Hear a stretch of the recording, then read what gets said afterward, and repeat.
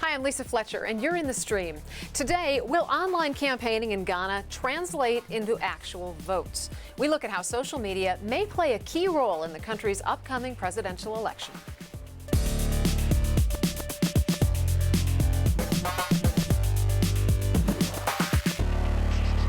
Our digital producer, Malika Bilal, is here looking out for all your live feedback. Malika, concerns that violence may escalate on December 7th when the presidential vote happens. Community thoughts?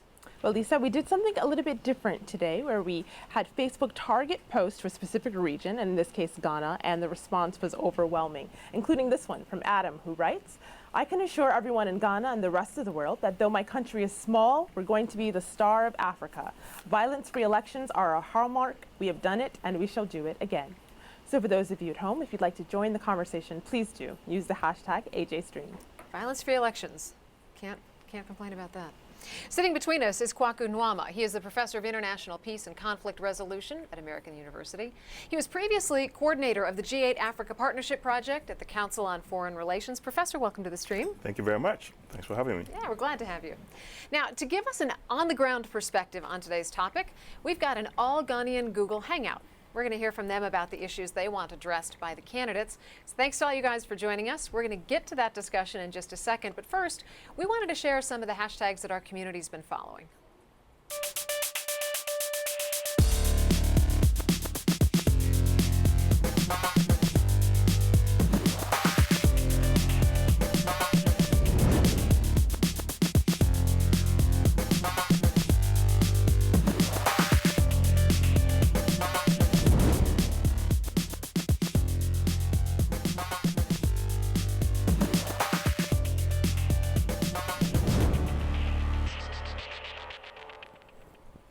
In just a few days, Ghanaians will cast their ballot for the country's next president. With 8 candidates vying for the position in an extremely close race, many are aggressively using social media to help them get an edge.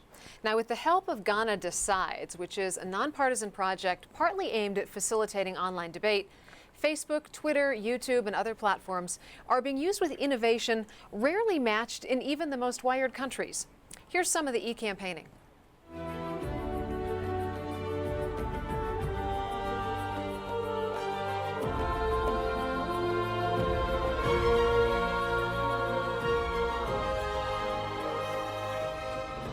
I do not care what party you belong to. It's not about parties. It's about a new beginning where we create a new future for ourselves as Ghanaians across the political divide. And I want all of you to be part of it. My vote will go to the party that puts in place programs to build the skill set of the youth, making them ready to run their own businesses and contribute meaningfully to various aspects of development 10, 20 years down the line.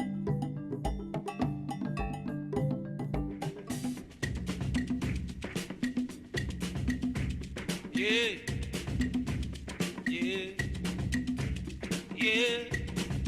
Masapu beson, asapu beson ba, asapu beson wonya kwa wabo kwa mpa.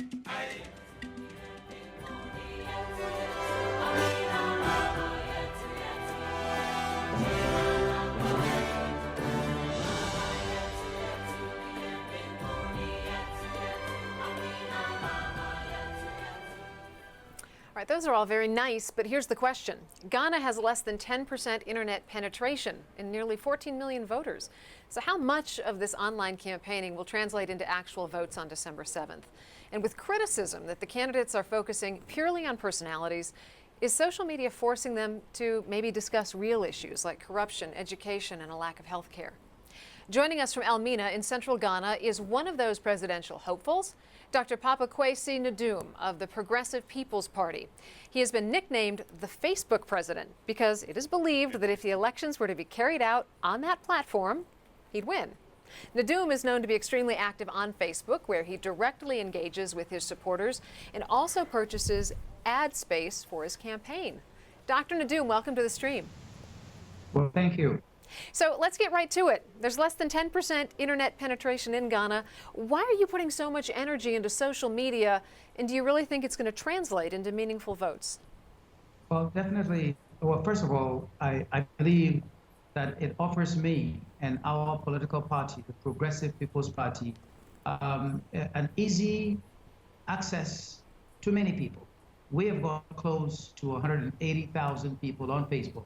And what we put there reaches many more people than I can through any newspaper in this country. And I'm quite frankly amazed. When I go to some of the remotest parts of the country, I find people with cell phones who are telling me I'm following on Facebook. So definitely, I believe it can make an important impact in this election. Professor Nduom, the majority of Ghanaians still get their information from the radio. Is it a wise use of a candidate's time and resources, given the low internet penetration, to really focus on social media for the election? It's better than nothing, and it's better than what used to be the case, which is radio stations in Ghana up until recently were dominated by the government. So what the internet does now is it gives candidates who don't have the kind of resources that maybe the government that enjoys incumbency advantages does. It gives them an opportunity to put their message out there. And some of the radio stations pick information from the internet. So that's important. So these kinds of activities generates other activities that can have an impact. Is it going to win you the elections? Probably not. But it's a better use of your funds than to buy, let's say, a spot on the radio that people can just listen to and dismiss. People can go online. If you have a good website, you can go online and look at your report. One of the things that people can do now is Google the debates, the IEA debates, for instance. In the past, we never had debates in Ghana. And a couple of years ago, when we started having debates, it's on TV and it's gone. But now you can go back and watch those. You can go to the candidates' pages and read their manifestos and read the commentary. So that's important. So that it gives you a way of generating a following on the internet. And one of the things that I would like to hear Dr. Nduom comment on is whether the parties in Ghana have figured out how to raise funds on the internet, which is one of the things that got Barack Obama elected. And so that's an important new addition to campaign finance in Ghana. And if they can tap into that, that would be something We'll definitely get to that. First, we want to bring in members of our Google Hangout, all Ghanaian today. Definitely. And Professor, you just mentioned the fact that this is different than 4 years ago. That's something that people are picking up on online. On Facebook, we're currently being bombarded by almost all the candidates. It's been a phenomenal change compared to 4 years ago. I, however, doubt whether those likes will actually fully translate into real votes. That's the writing of one person on Facebook. But I'd like to go to our Google Hangout now, where Kwabena Boateng is speaking to us, and he's speaking to us from Accra. And he is a social media coordinator for Ghana Decides. Can you explain to us what Ghana Decides is? Hello. Hi. My name is Kwabena Boateng, and I'm the social media strategist for Ghana Decides. Ghana Decides is a social media election project, and our aim is to inform Ghanaians about elections and governance through social media. We also provide social media training for organizations, CSOs, and we do community engagement in villages and places, and we put that information back online. So in that social media training, is that something that you, as the Facebook commenter, just mentioned, is that something that's a lot different than 4 years ago? Yeah, I mean, there wasn't any social media training being given to organizations, political parties, and CSOs 4 years ago. There wasn't a need, but now we believe that organizations should be utilizing social media to get their messages out there. Political parties have an audience online who want to hear their messages on these platforms. And so as part of our mandate, we're supposed to train these people and get them online. Dr. Nduom, Kwabena is talking about engagement here, which leads me to an interesting thought. The people on social media, the social media users, are generally quite engaged, quite up on the issues. So while social media might be a great way for you to engage with these communities, you're almost being held to a higher standard because these people know what's going on. They're plugged into the issues. How is it being subjected to more public scrutiny now that you're on social media? Well, you know, for me, it offers me a better, more direct opportunity to connect and communicate with people. We are very strict on our platform. We make sure that if you come to insult people, to engage in very, very negative things, that you're not there. So we've been able to get a collection of people. They are not all my fans in terms of politics, but we're able to engage on education, on healthcare, on the matter of the elections. and the engagement is good. It is better than what we get on radio because they edit what we say. They edit what we put out. On Facebook, I'm communicating directly. I'm telling the people how I feel, what I think about any topic, and I can put it out there and it can reach hundreds of thousands of people in a few hours, and they communicate back to me. Now, let me tell you one thing I do. From time to time, I do a live chat on Facebook. That is, I sit there for 1 hour on a topic, and I tell them what I think. They send me questions and comments, and I sit there and I answer. And usually, in about 1 hour, I'm able to send out responses to about 600 comments and questions. And we believe that is helping us. And we have a volunteer group that is practically on the ground. That volunteer group we harvested from Facebook. We harvested from Facebook. I've been out there. I see them personally. I engage with them physically. And so it has helped me. So let's not discount what's going on social media. It has helped me tremendously build a loyal volunteer group that has assisted me with this campaign. Professor, a lot of people say these campaigns aren't focusing on the issues. They're focusing on either smear campaigns or kind of dodging the serious stuff. What role do you see social media playing in actually getting these candidates to talk about the real issues?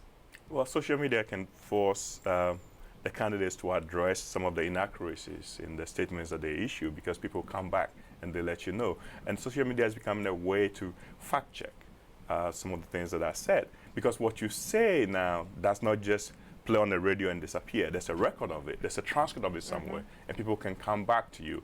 And remember, this is the medium of the future, at least where Ghana is. So this is new. So people like Nduom who are now engaged more than the other parties, that's the people to watch in he has future. An advantage? Because we're talking about young people. Young people hang out on the internet. And so if you can reach them with your message, that's something that's good. The other candidates are not doing that. They also hang out in our Google Hangout. And on Twitter. This is a warning, I guess we could say, from Nigeria. Our president, Goodluck Jonathan, had more than 100,000 likes on Facebook during the elections. Today, he's the worst we've ever had. That's the view from One Nation Nigeria. But let's go back to Ghana. Let's go to our Google Hangout, where I'd like to speak with Jamila. She has a question for a presidential candidate that you don't oftentimes get the chance to ask. So, Jamila, go ahead. Hi, Dr. Nduom. My question has to do with what lessons you have learned from this process, from using social media for your political campaign, and down the line, beyond elections, how would you use it to engage with the electorate and to, fulfill the needs of Ghanaians or to answer any questions that they have down the line? Well, first of all, I've learned that the people on social media are not just in Accra or Kumasi or Takoradi, that there are quite a number of them in many of the towns and villages. And I've realized that the cell phones, many of the cell phones that are out there in Ghana have internet connection. And so you can reach many people. So I've learned that indeed there's diversity on social media. And I've also learned that you've got to be careful what you put out there, because something will bounce back at you if you put the wrong stuff out there and something will bounce back that is not positive. And what we will do going forward is continue to engage on national issues, on important matters, because some of the themes that we have raised for our campaign, some of that has been shaped by the encounter that we have had with many, many different kinds of people on Facebook and other forms of social media. For example, our concentration on jobs has been shaped by the many, many, many concerns that young people have raised about not getting jobs, particularly those who've been through university or the polytechnics. And so it was very easy, very, very, very straightforward for us to focus on jobs as an important and the highest priority theme for the campaign. So going forward, recruiting people for our political party, getting people to volunteer, to engage in community activities. And mind you, the first project we started with social media was getting volunteers to go to villages close to their universities, close to their own towns and villages, to go out there and teach children how to read and write. Okay. We just supply them with the exercise books and they went out. So we will continue to do those things. Okay. So, Professor, the doctor's got some ideas on jobs, on education. President Mahama's got some fresh ideas for education. Are you seeing any big vote-winning ideas coming from any of the opposition parties at this point? Well, the opposition parties, the big idea for the MPP, for instance, is the free high school program, which they've promised. There's a debate as to whether they can pay for it or not. So that's probably going to sway somebody. But typically, Ghanaians tend to be conservative when it comes to how they vote, and people are probably going to vote the same way they voted last time around. What's different is the people who are turning, who are of voting age since the last election, and that is something that can appeal to them. So Nduom, for instance, talking about unemployment, youth unemployment. There's another thing that he's been talking about that might sway somebody, the notion of the impunity with which Chinese miners, for instance, operated in Ghana. That's something that the government should do something about, that it hasn't done anything about, and that is something that can move some people in the polls. But a lot of people, if you look at the way people vote in Ghana, a lot of people vote for all sort of reasons, and you ask them, why do you vote for the same party? You live in this town, you haven't had water for 8 years, you keep electing the same people. And that's one of the big issues is water, and that's access exactly, to clean water water. is big, electricity is big.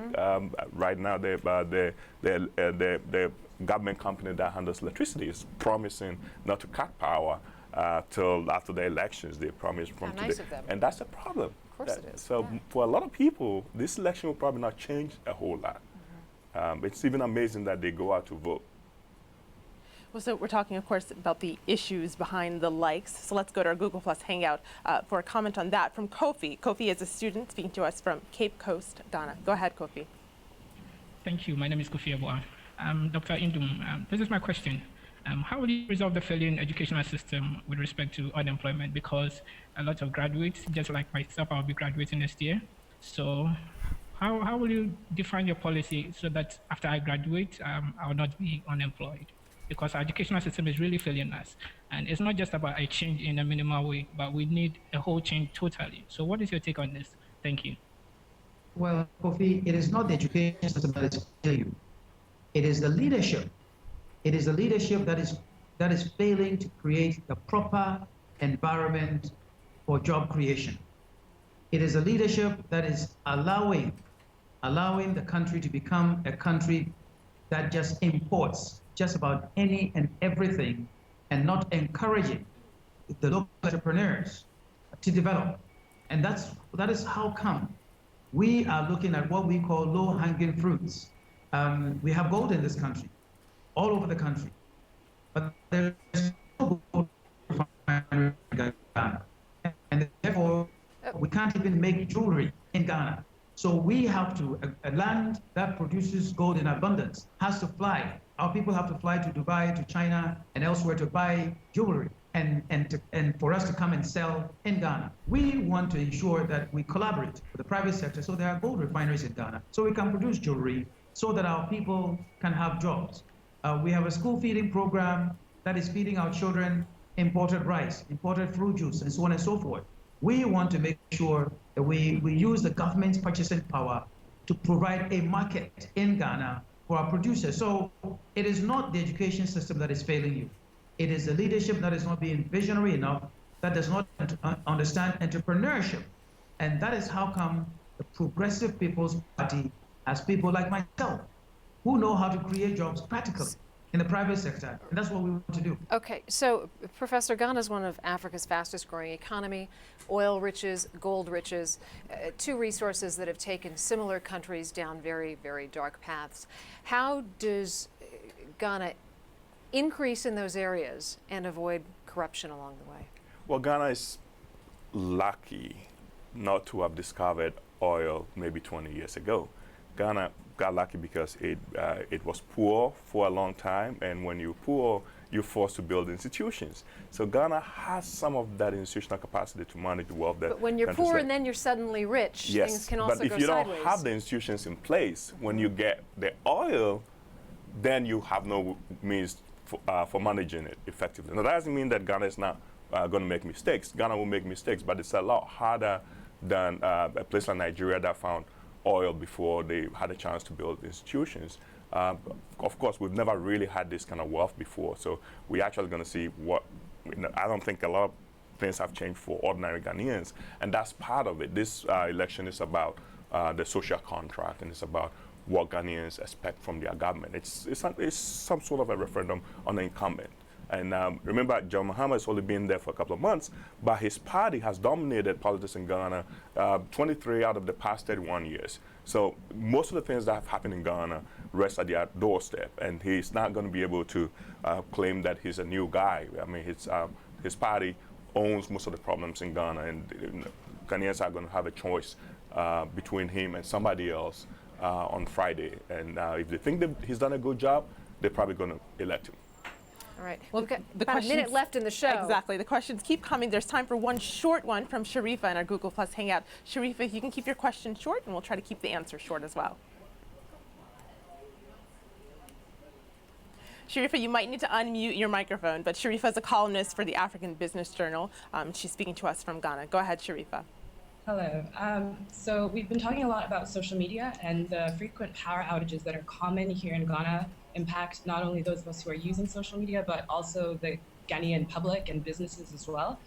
My question for you, Dr. Nduom, is we talk a lot about reforming the ECG, but what I want to know is if your party will be looking into renewable and alternative forms of energy, and also into instructing and shaping public awareness about the importance of these forms of energy, because Sharifa, we're about out of time in the program, so what we're going to do is we're going to have you re-ask that question to Dr. Nduom in our post-show, and we'll have him answer that and a few more things. So we're going to pause the conversation for now and get to Malika, who's got a few other leads that we're following.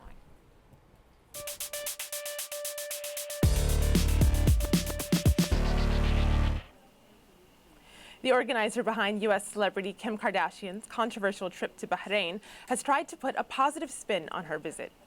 After protests against her visit and reports that police fired tear gas at the demonstrators, Kardashian's trip coordinator tweeted a video of ecstatic fans who welcomed her as she promoted her milkshake franchise. Have a look. Marhaba, Bahrain. What a crowd. Bahrain, can you believe Kim Kardashian is here? What protests? Kim Kardashian loved by the people of Bahrain, he wrote. Well, the irony was not lost on netizens who started the hashtag #TearGasMilkshake to discuss her trip. It would seem that tear gas milkshake was a weekend Bahrain craze. Next, Kardashian canisters, Tony tweets. Many also criticized Kardashian's glowing tweets about the country amidst its current political turmoil. That tweet, which now appears to have been deleted, was retweeted by the Bahraini foreign minister. Well, angry Arabia responded, while Kardashian tweets about Bahrain's beauty, government punishes prisoners with beatings, chemical spray, and solitary confinement. Mariam El-Khawaja, a prominent Bahraini human rights activist, wrote an open letter urging Kardashian to meet with rights defenders. She later tweeted us her thoughts. Kim Kardashian's visit was part of a series of attempts to make it look like the situation in Bahrain is back to normal. If you read our report, it is obvious things have gotten worse in Bahrain, not better. Well, tell us what you think about this story by tweeting us using the hashtag AJStream. Lisa? All right, stay with us. The post show is next. It's streamed on aljazeera.com. Now on Tuesday, they escaped the war that destroyed their lives, hoping to find sanctuary, but have Syrian refugees just found themselves in a life of permanent desperation? We're going to discuss that tomorrow. Really want to hear your thoughts, so tweet us and Facebook us your comments and questions. And until tomorrow, we'll see you online.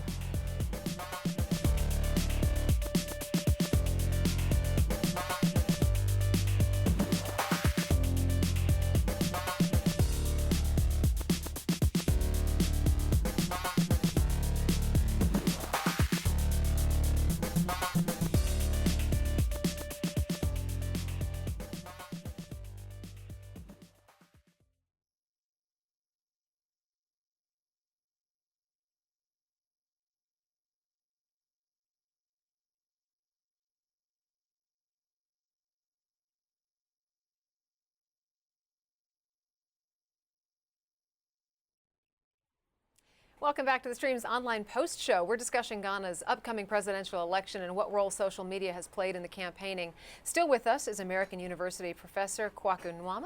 Also with us is presidential hopeful Dr. Papakwesi Nduom. And I want to pick up Dr. Nduom with a question posed by Sharifa Asaka in our Google Hangout. She was asking what can be done about Ghana's frequent power outages and energy issues. Well, Sharifa, luckily I've been Minister of Energy before. So I know what works, what doesn't work, and I know precisely why we're having difficulties today. Quite simply, it's a failure of leadership. When I was at the Ministry of Energy, I made sure that I engaged directly with those people managing the energy resources, and they... Oh, looks like Skype's frozen on us. Why don't we bounce back into the Google Hangout, or maybe Yes, well, actually, Twitter? before we get to the Hangout, there's a sentiment here that this may not have an impact outside of Accra. There's a tweet here from Michael who says, Ghana, most of this is 10% is in Accra, so almost no impact. And then a tongue-in-cheek Facebook post from Sadat who says, yeah, I'm sure all the people in the villages have Facebook accounts and are liking their favorite candidates at this very moment. Well, on that, I want to go to our Google Plus Hangout. I'd like to speak to Estelle. Estelle is actually with Google Ghana. And Estelle, our question for you is whether or not this can be translated, whether or not these online likes can be translated into offline votes. Hi. Well, I think what's most important is how the use of social media and the internet actually offers the citizens of Ghana an opportunity to challenge whoever wins the elections to maintain and actually deliver on the commitments that they are making. So I think that's what's most powerful for the citizens of Ghana. Nduom was pointing out a lot about the leadership.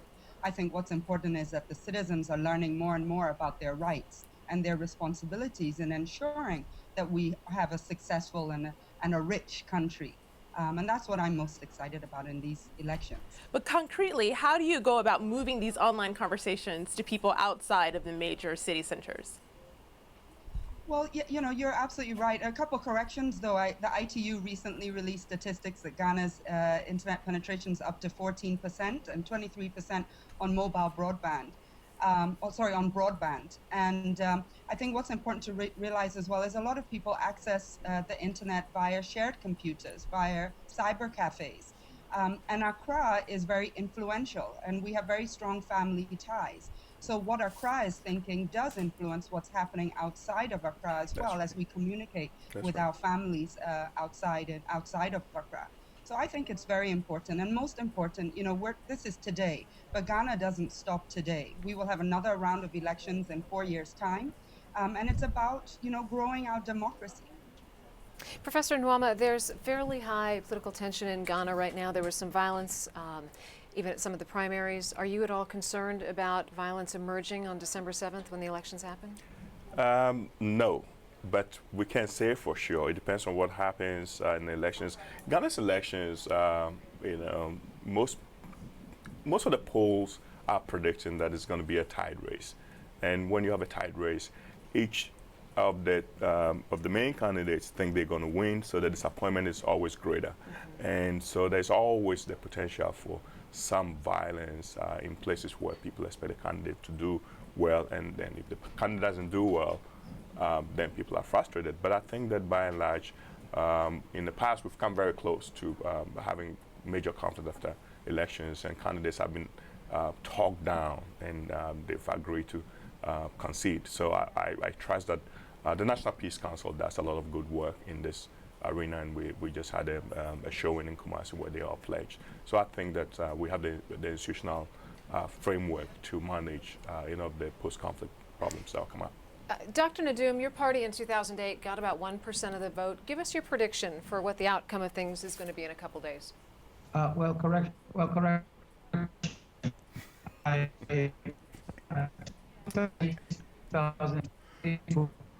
I was hoping that audio was going to come back around, but it is not. So I'll pose the same question to you, Professor. What do you? We know it's going to be a tight race, but what do you foresee happening? I think we're probably heading for a runoff, even though the polls suggest. I've seen so many different polls, and they all give it to one guy, 52, 47.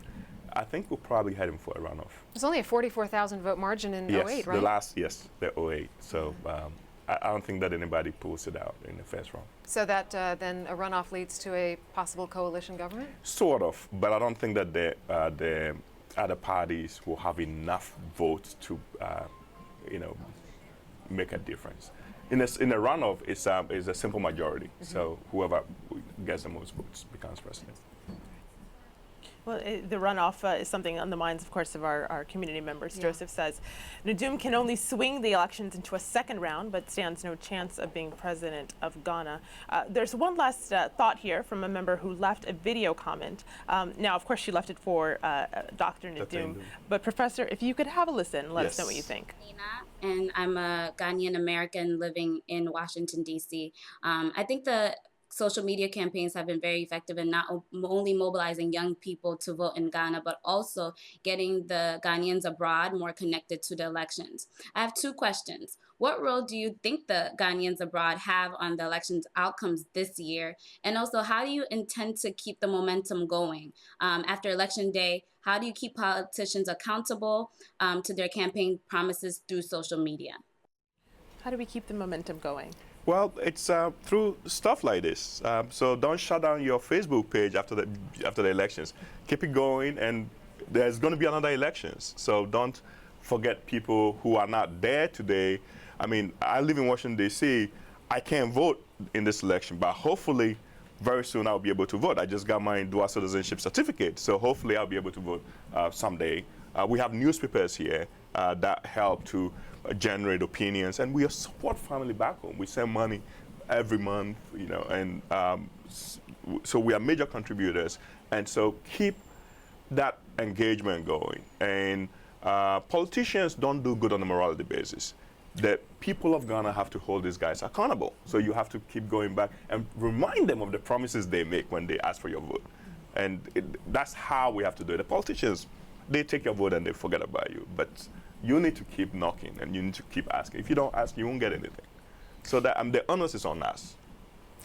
Sharifa, I want to shift gears a little bit here and ask you about the challenges women in politics face in Ghana. There are 8 candidates for this election. 7 of them are men.